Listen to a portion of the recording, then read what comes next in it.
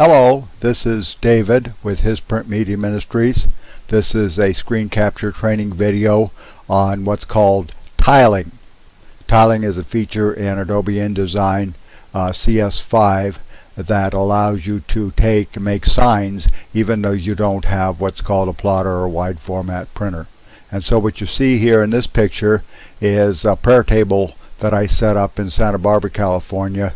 I got my city permit there. I paid $1 a month or so, and these signs, this sign you see right here is the one I'm going to show you how to make, that says World's Most Important Prayer in Spanish and English.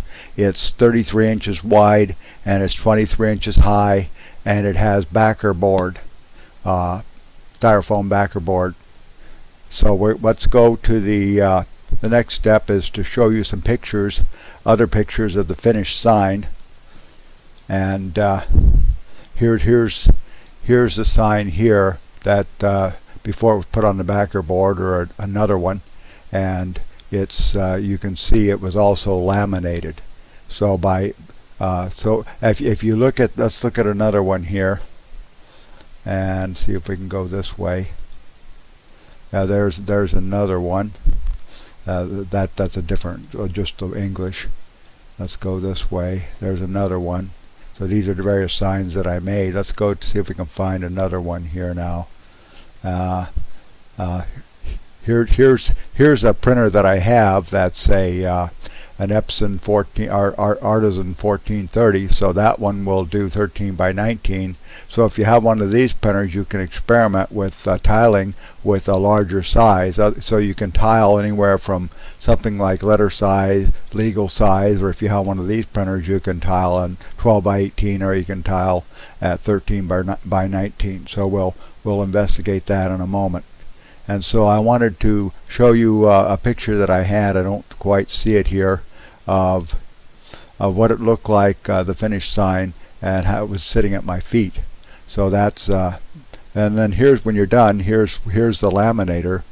This one that's standing up here wasn't properly laminated. It wasn't hot enough. But if you get a 25 or a 24-inch laminator, you want to design the sign to be small enough. You have a top roll and a bottom roll, and you have these heating strips here. They're horseshoe type. This is an older style horseshoe type laminator. The heaters are built into this thing in the top, and the same kind of thing in the bottom. There's a roll on the top and a roll on the bottom. Yeah, the material is 3 mils or 3/1000 of an inch thick, and you start feeding the sign in here, and it comes out the back. And if you go at a slow speed, and you don't try and print it or do it right on the backer board, then you laminate both sides. It makes a good seal, and you trim it out, and you have a very durable sign you can roll up and put a rubber band around, perhaps. So that's how that works. Let's see if we got any other pictures here. Nope. That's out of focus. Oh, here's the one I wanted to show you. Yeah. See, this gives you an idea of how big it is. Like I said, it was like 23 by 33, and there are my feet there.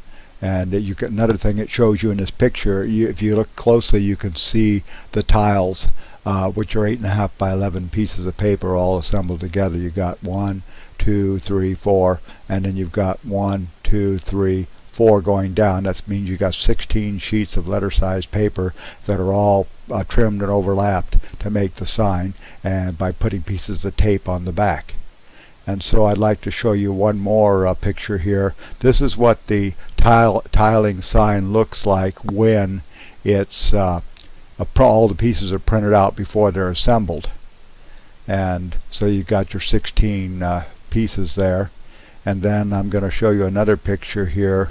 This one here is the reason you see this picture is you see that when you look at a close-up of the corners of each sheet of paper, you see there's an overlap, which I'll show you about in a moment, that of two some inches.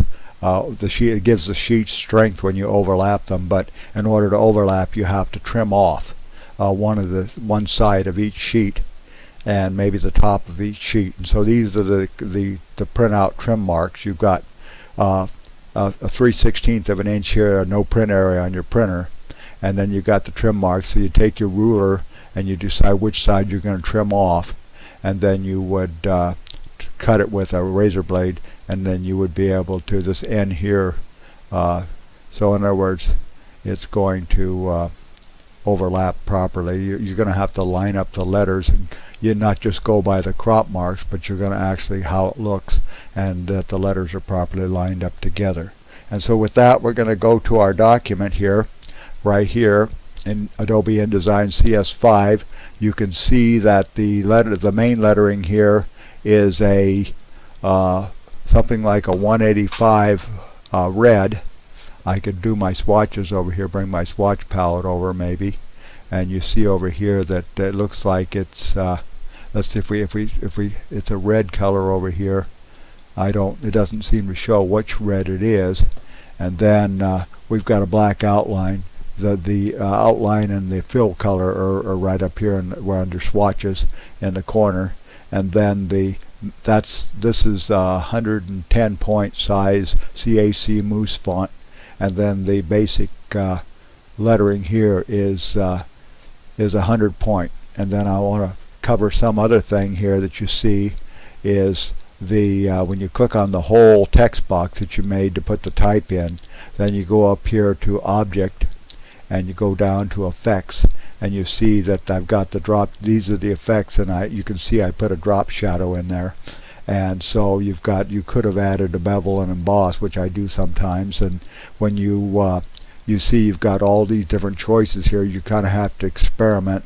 If, for example, you took the opacity of the drop shadow and you decided to make it more and go up to about let's say 70, and then you went OK, you'd see that it makes it very dark, and it's hard to distinguish the drop shadow from the lettering. So by experimenting around, I go Edit Undo and get rid of that.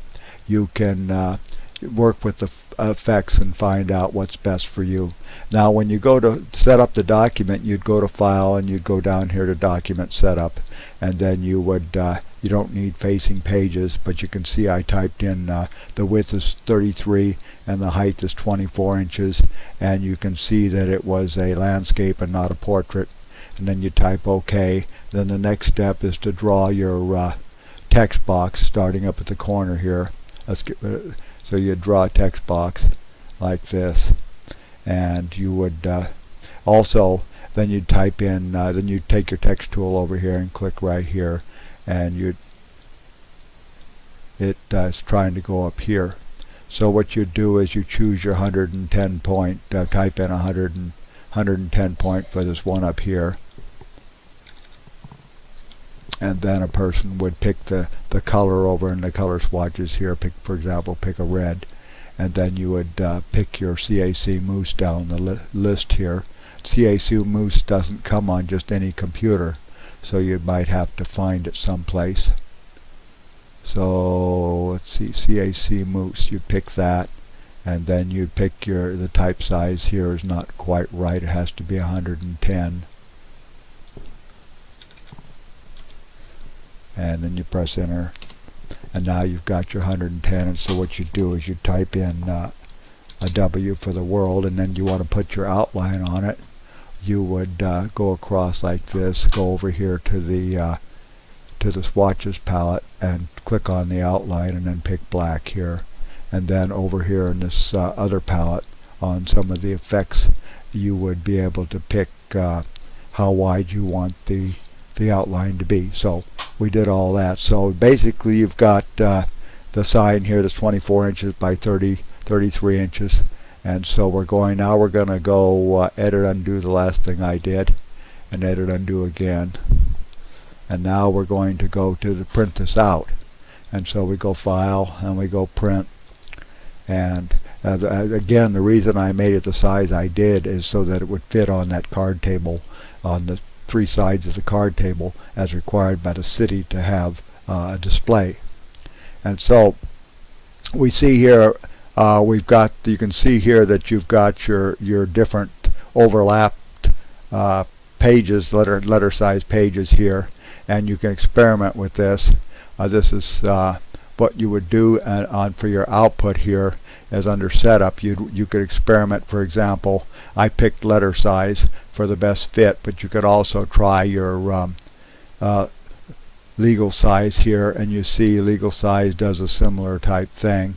But then you could also pick your tabloid, which would be 11 by 17 for if you had one of those Epson printers. You can see that that doesn't quite do as well. It doesn't utilize less sheets of paper, but it doesn't fit very well. And there's probably even a 12 by 13. It doesn't show a 12 by 13. B3 I think is 12 by 13, but it doesn't. Yeah, here it is. This might be it here.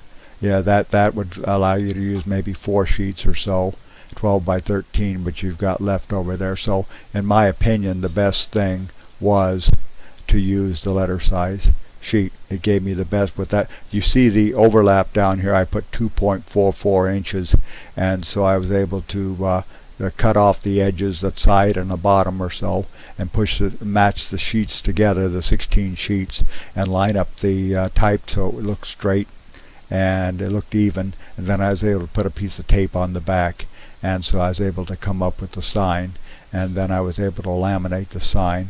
And so that's kind of how it works. And so let's go back again and see our finished product here. Here's what it looks like when you print out the 16 pieces, and then here's the cut marks here. You have to trim off a side and a top or a bottom, and before you assemble the pieces together, you hold them together by tape on the back, and then you run it through the laminator. And so that's how that works. So I thank you for watching the video. Here's the finished product on the backer board. The laminator did a good job, and it's nice and smooth. And over here you see these other signs. You can actually see that the overlapping pieces of letter size paper that I use for these other signs. So that's what tiling's about. And one more thing we want to look at, but we didn't look at yet, is the reason we use tiling is because you can see if you would like to try and find a printer or pay somebody to have a printer big enough to make these large size signs, even used on eBay. You can see that this Epson one here that probably does 36 wide or more used is $1,500, and I noticed that the HP models are even new or at least $800, and so you're talking about $800 to possibly over $10,000 to buy the appropriate printer where you wouldn't have to do the tiling. So tiling comes with Adobe Indesign product CS5 page layout program, and allows you to take your tabloid size or smaller printer, whether inkjet or laser printer, and print out the smaller sheets of paper and take trims and paste them all together, tape them together, and laminate it, and you ended up with yourself with a nice sign. It's a lot cheaper way to go. So thank you for listening. Look for other videos under Christian Evangelism Printing. This is David. Thank you.